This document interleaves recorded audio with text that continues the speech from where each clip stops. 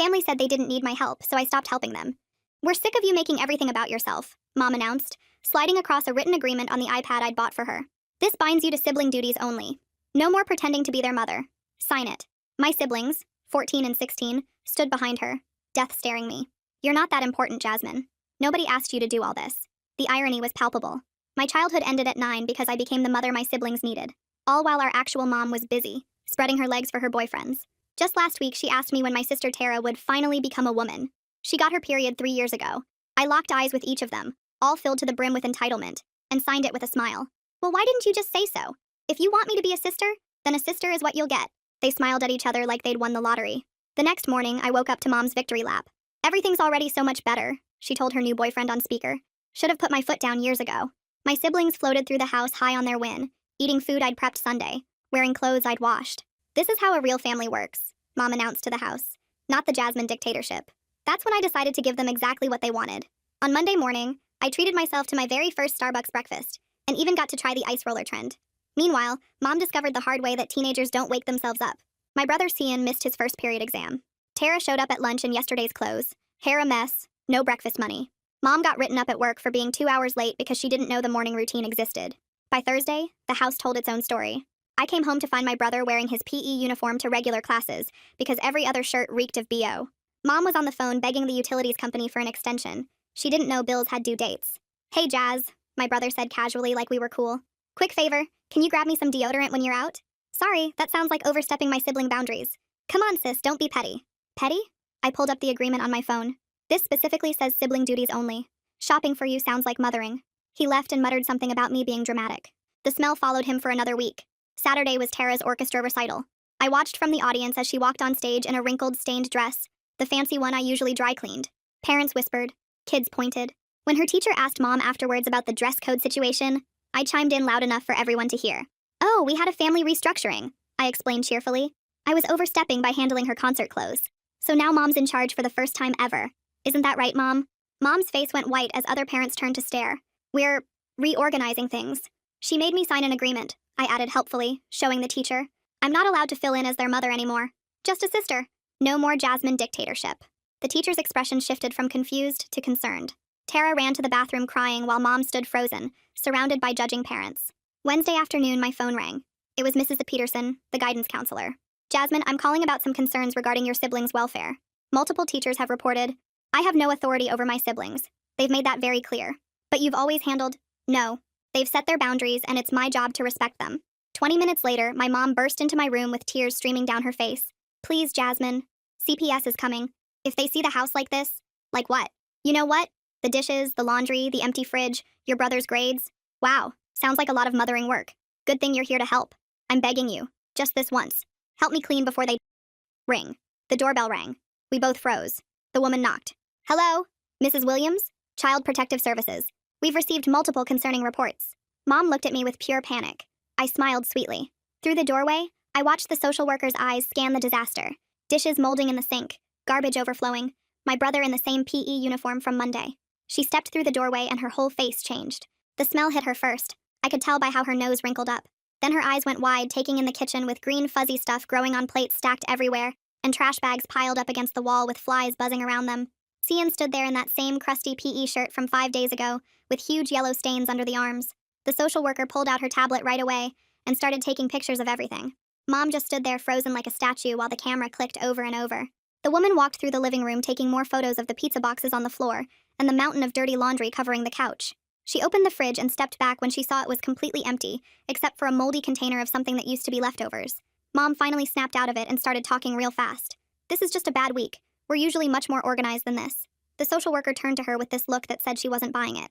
Mrs. Williams, we've received multiple reports from your children's school over the past 2 weeks about ongoing concerns. She pulled up something on her tablet. Your son has been wearing the same clothes for days. Your daughter showed up to her recital in inappropriate attire. Both children have complained of hunger to their teachers. Mom's mouth opened and closed like a fish. I need to speak with each child separately, starting with Jasmine. She pointed to the dining room table that was actually clear because I'd been doing my homework there. Mom started to follow us, but the woman held up her hand. Privately, Mrs. Williams. We sat down and she gave me this soft look. Jasmine, I understand there's been some changes in your household recently. I pulled out my phone and showed her the agreement saved in my photos. My mom made me sign this 2 weeks ago. Her eyebrows went up as she read through it.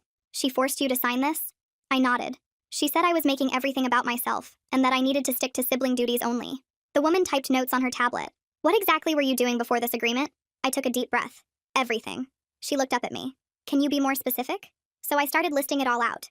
I woke them up every morning at 6:30, made breakfast, packed lunches, made sure they had clean clothes, helped with homework every night, cooked dinner, did all the laundry, paid the bills online. Because mom doesn't understand the computer, scheduled their doctor appointments, went to parent-teacher conferences when mom was too busy. The social worker's fingers flew across her tablet screen. How long have you been doing all this? I did the math in my head. Since I was 9. She stopped typing. 9 years old? I nodded. Mom had a new boyfriend who didn't like kids around, so she was gone a lot. The woman asked about specific things, and I told her everything. How I taught Tara about her period when she got it because mom didn't even notice. How I had to forge mom's signature on permission slips because she never remembered. How I learned to cook from YouTube videos because we couldn't afford takeout every night and mom only knew how to make cereal. She asked to see Tara next, and my sister came in with her hair all tangled and wearing a shirt with food stains down the front. The social worker asked her how things had been lately, and Tara just burst into tears. I'm so hungry all the time, she sobbed. Mom doesn't buy groceries and I don't have lunch money and the only thing I know how to make is cereal, but we ran out of milk. She told the woman about the recital and how everyone laughed at her dress. Jasmine always made sure it was clean and pressed, but now nobody does it and mom didn't even know it needed to be dry cleaned. She admitted she didn't know how to work the washing machine or the stove, or even how to properly wash her hair because I'd always helped her with everything. Cian came in next, looking annoyed like this was wasting his time. The social worker asked him about his clothes situation. Yeah, I've been wearing this for a while, he shrugged. I don't know how to do laundry. She asked him to explain and he got defensive. Nobody ever taught me, okay? Jasmine always just did it. He told her about failing his exam because nobody woke him up and how mom didn't even know what classes he was taking. She tried to help with my math homework yesterday, but she didn't know what algebra was. The social worker asked about meals, and he said they'd been eating a lot of cereal and whatever snacks were left from before.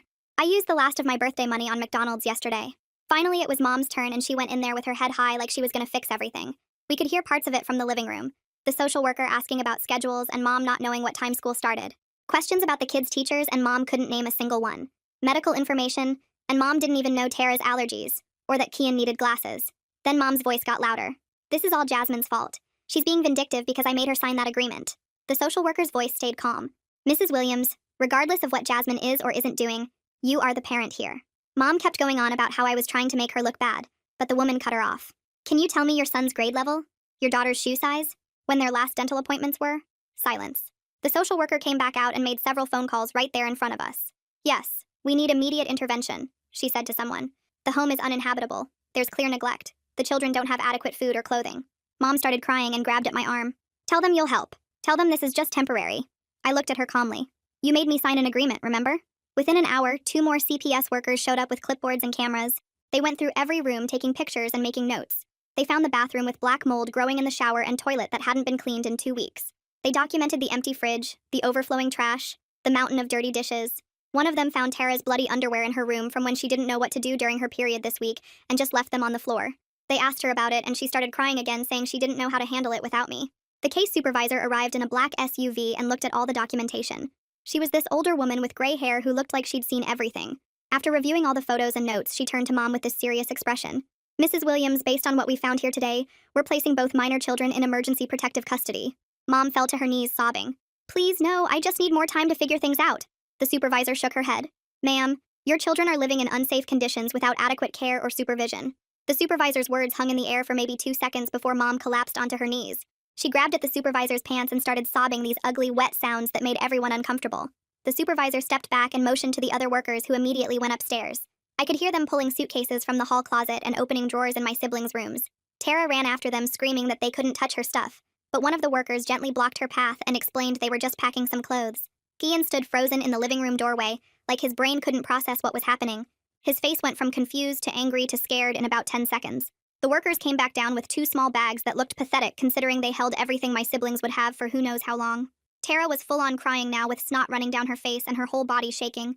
She kept looking at me like I was supposed to fix this, but I just sat there with my hands folded. Cian finally snapped out of his freeze and started arguing with the supervisor about how this was all a misunderstanding. She calmly explained that the decision was made and they needed to come with her now.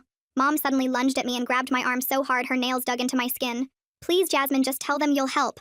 Her face was inches from mine and I could smell the coffee on her breath. Tell them you'll take care of everything like you always do. I gently pulled her fingers off my arm one by one. You made me sign an agreement that I wouldn't parent them anymore. She started shaking me and screaming that I was being cruel, but the supervisor pulled her away. The social worker turned to me while the others were dealing with Mom. Jasmine, since you're over 18, you're not required to come with us. But do you have somewhere safe to stay? I nodded and told her I'd already arranged to stay with my friend Sarah and had been planning to move out anyway. She looked relieved and handed me her card in case I needed anything. The workers started walking Tara and Cian toward the door, and that's when everything exploded. Tara spun around and screamed at me that this was all my fault. You did this on purpose! Her voice was so high it cracked. You wanted us to get taken away. Cian just stared at me with this look I'd never seen before. It was like he finally understood that actions have consequences and he didn't like it one bit. They loaded them into a black SUV while Mom ran after them begging for one more minute. The supervisor had to physically block her from getting in the vehicle. I watched from the window as the SUV pulled away with my siblings' faces pressed against the back glass. Mom stood in the driveway for another 20 minutes just staring at where the car had been. I packed my own bag and called Sarah to come get me. Her mom picked me up an hour later and didn't ask any questions when she saw my puffy eyes. That night, I sat on Sarah's bed while my phone buzzed nonstop.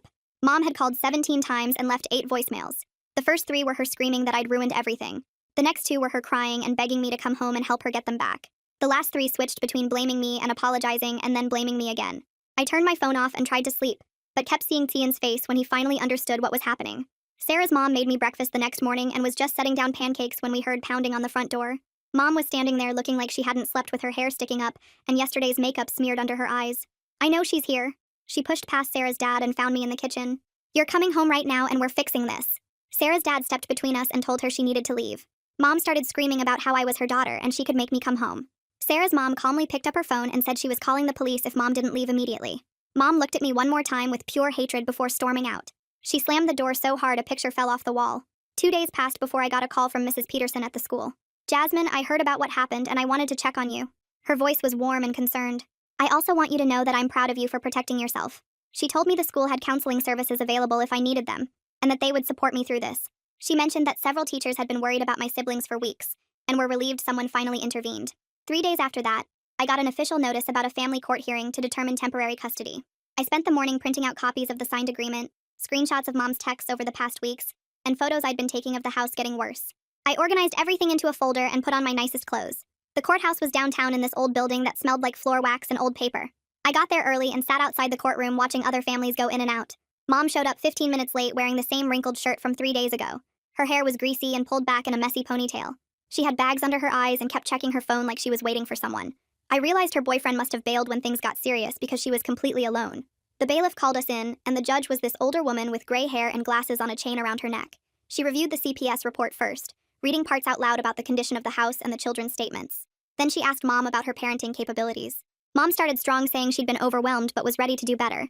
The judge asked her specific questions about Tara's medical needs. Mom went blank and couldn't even remember what medications Tara took for her allergies. The judge asked about Cian's learning accommodation plan that the school had sent home multiple times. Mom didn't even know he had one. The judge looked at Mom for a long moment before turning to the bailiff and asking him to bring Tara and Cian into her chambers. They both stood up looking confused and followed her through the heavy wooden door behind the bench. Mom kept wringing her hands and looking at me like I could somehow fix this. 20 minutes passed with just the sound of the courtroom clock ticking. When the door finally opened, Tara came out first with red eyes and wouldn't even look in my direction. Cian followed behind her, looking pale and shaken, like someone had just told him Santa wasn't real. They sat back down in their seats, and the judge took another 5 minutes writing notes before she finally spoke. She explained that based on the home inspection, the children's statements, and Mom's clear lack of basic parenting knowledge, she was ordering both kids to remain in foster care. Mom would need to complete a 12-week parenting course and individual therapy sessions. She'd also have to pass regular home inspections before the court would even consider returning custody. Mom started sobbing so loud the bailiff had to tell her to quiet down. Right in the middle of the judge explaining the visitation schedule, Mom's phone started ringing. She fumbled to silence it, but I could see her work's number on the screen. The phone rang again 30 seconds later. The judge told her she could step out to take it if it was an emergency. Mom answered in the hallway, but we could all hear her through the door. Her boss was telling her that her excessive absences over the past 2 weeks meant they had to let her go. She tried explaining about the court case, but they said she'd already used up all her sick days and vacation time. Mom came back in looking like she'd been punched in the gut. The judge wrapped up by setting the next hearing date for 3 months out and dismissed us. I walked out first and was heading to the parking lot when I heard someone calling my name. A woman with graying hair and Mom's same nose was walking toward me. It was Mom's sister, the aunt I hadn't seen since I was maybe 10. She said she'd heard about everything from a cousin and came to see if it was really as bad as people were saying. She told me she had no idea things had gotten this bad and felt terrible for not checking in more. Her house had a spare bedroom and she wanted me to come stay with her. I thanked her but explained I needed to focus on my own life now after spending 9 years raising my siblings. She nodded like she understood and handed me a piece of paper with her phone number, saying to call if I changed my mind. Mom walked past us without saying anything, just shooting me a look full of hate. A week went by and I was at my job at the bookstore when my coworker mentioned seeing Kian at the grocery store with some older couple. She said he looked miserable and was arguing with them about something. Later that day, I got a text from one of Tian's friends saying they were in different foster homes on opposite sides of town. Tian was apparently struggling with all the rules like set bedtimes and chore schedules. The friend said Kian kept complaining about having to ask permission for everything when I used to just handle stuff without making it a big deal. 2 days after that, I got an email from Tara's orchestra teacher. She wanted to let me know that Tara had to drop out of the program because her foster family lived 45 minutes away from the school. The teacher wrote that she was really sad to lose such a talented student and wondered if there was any way to work something out. I wrote back explaining I wasn't Tara's guardian anymore, and she'd need to contact CPS about it. The teacher responded saying she understood, but it was such a shame because Tara had real potential. That weekend I was doing homework when Mom called me crying. She'd just finished her first parenting class and couldn't believe how much she didn't know. They'd spent 2 hours just on child development basics, and she realized she didn't even know what was normal for a 14 and 16-year-old. She said the instructor asked everyone to share their morning routine with their kids, and she was the only one who didn't have one. She begged me to help her understand some of the stuff they were teaching, but I told her that defeated the whole purpose of the classes. She hung up on me. I started focusing on my own life for the first time since I was 9. I got more hours at the bookstore and started putting money aside for college. I found out I could still apply for spring admission at the state school and started working on my application essays. One of my coworkers mentioned a support group for people who'd been parentified as kids, and I decided to check it out. The meeting was in a church basement on Tuesday nights. There were 8 other people there, all different ages. The facilitator had us go around and share a little about our situations. One woman talked about raising her 4 younger brothers while her mom worked 3 jobs. A guy my age described taking care of his disabled sister since he was 7 because his parents couldn't handle it. Another girl had been managing her family's bills and appointments since middle school because her parents didn't speak English well. When it was my turn, I told them about the agreement and everything that happened after. Nobody looked shocked or judged me for letting my siblings go into foster care. The facilitator said what I'd experienced wasn't normal, and it wasn't my fault. She explained that parentification is a form of abuse even when it doesn't feel like it. Hearing other people's stories made me realize how messed up my childhood actually was. They all talked about the guilt they felt when they finally stopped taking care of everyone else. One woman said it took her years of therapy to understand that she deserved to have her own life. The group gave me books to read and websites to check out about recovering from parentification. That same night, my phone buzzed with a text from an unknown number asking if I could let him into the house to grab his stuff since Mom wasn't answering her phone. The message said it was Mom's boyfriend and he just needed his work clothes and laptop. I stared at the message for about 2 seconds before blocking the number completely. 3 weeks crawled by with me settling into a routine at my friend's house, going to work at the bookstore, attending the support group meetings, and actually sleeping through the night for once. Then on a Tuesday afternoon while I was making myself a sandwich in my friend's kitchen, I heard loud knocking at the front door. My friend's mom answered it and I heard Cian's voice, desperate and shaky, begging to talk to me. He stood there in dirty clothes with a backpack that looked way too heavy for him, his eyes red and puffy from crying. He started talking fast about how he couldn't take the foster home anymore, how they had all these rules about screen time and chores and homework checks, how they made him go to bed at 10 every night like he was still in elementary school. He kept saying I understood him better than anyone, and begging me to let him stay just for a few nights until he figured something out. My friend's mom looked at me with this mix of concern and confusion, while Kian kept pleading, saying he'd sleep on the floor and wouldn't eat much and would help with chores. My hands shook as I pulled out my phone and dialed the CPS emergency number they'd given me at court. Cian's face went from hopeful to shocked to angry as he realized what I was doing. He tried to grab the phone from me, but my friend's mom stepped between us. The CPS operator took down all the information and said someone would be there within the hour to pick him up.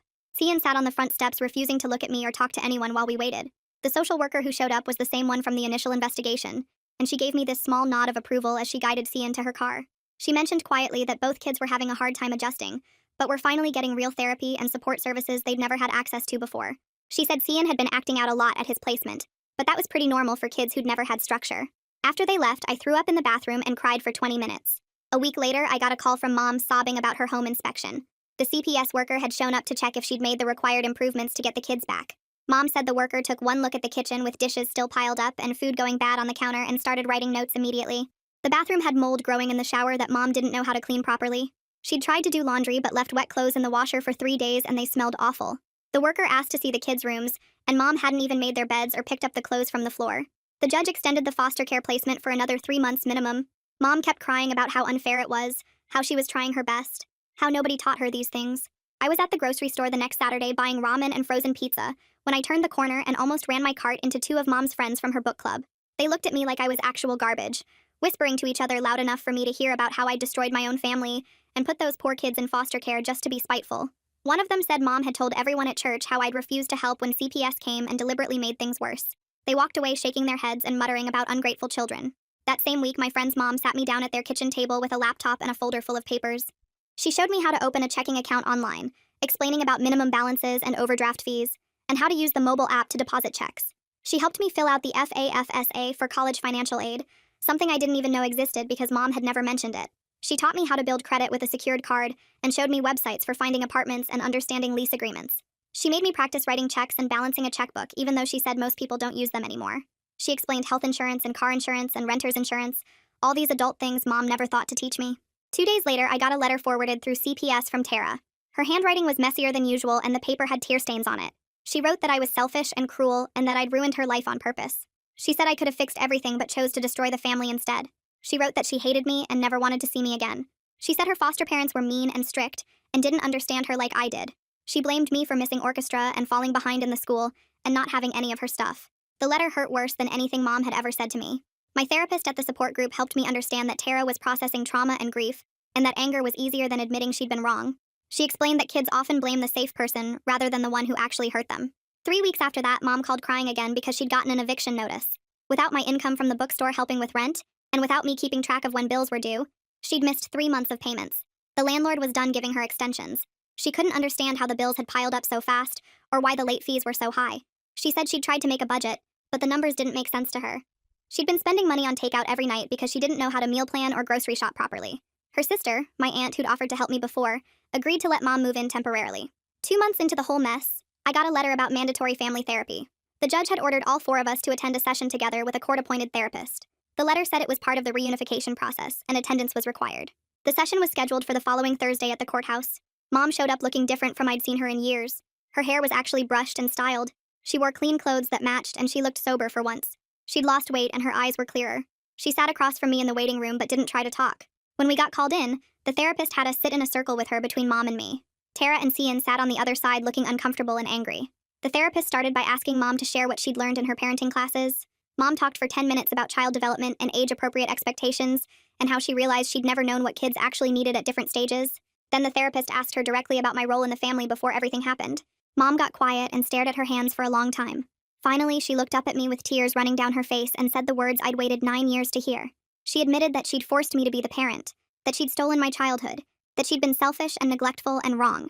She said she understood now that what she'd done to me was abuse, even though she hadn't hit me or meant to hurt me. She said the parenting classes made her realize how much damage she'd caused all of us. It was the first time she'd ever taken real accountability for anything, but sitting there listening to her, all I felt was empty because it was way too late for apologies to fix what she'd broken. The therapist turned to Tara next and asked her to share how she was feeling about everything.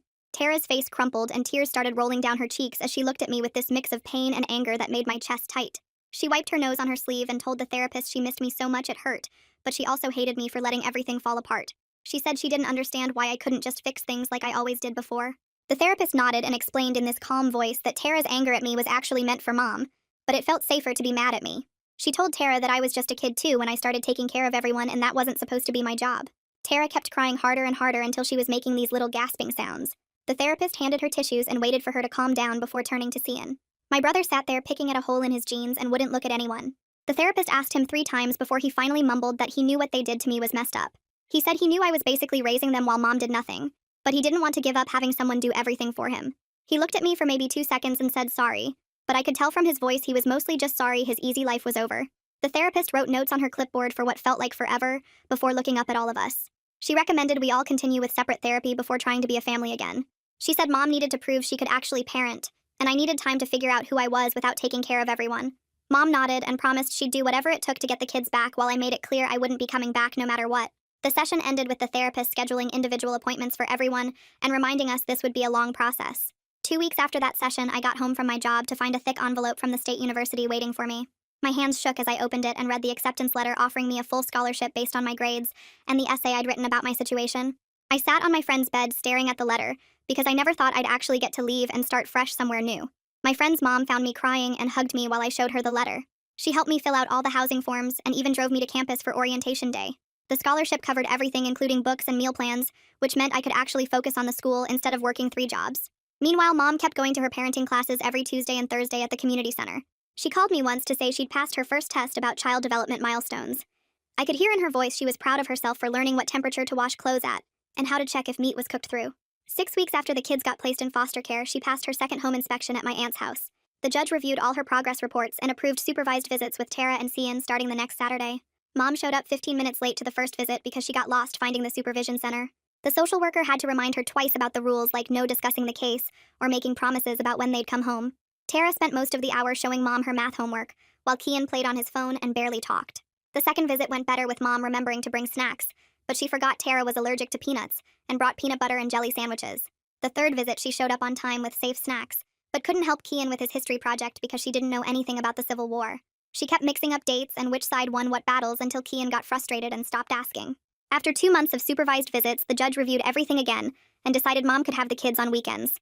They'd stay with their foster families during the week where they had structure and homework help, but spend Friday night through Sunday with Mom. The first weekend, Mom picked them up 2 hours late because she forgot what time school ended.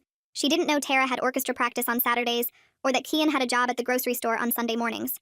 3 months passed with this schedule, and Mom slowly got better at remembering their schedules, though she still messed up sometimes. The judge decided the arrangement was working well enough to continue. The kids had stability during the week with foster parents who knew how to help with homework and get them places on time.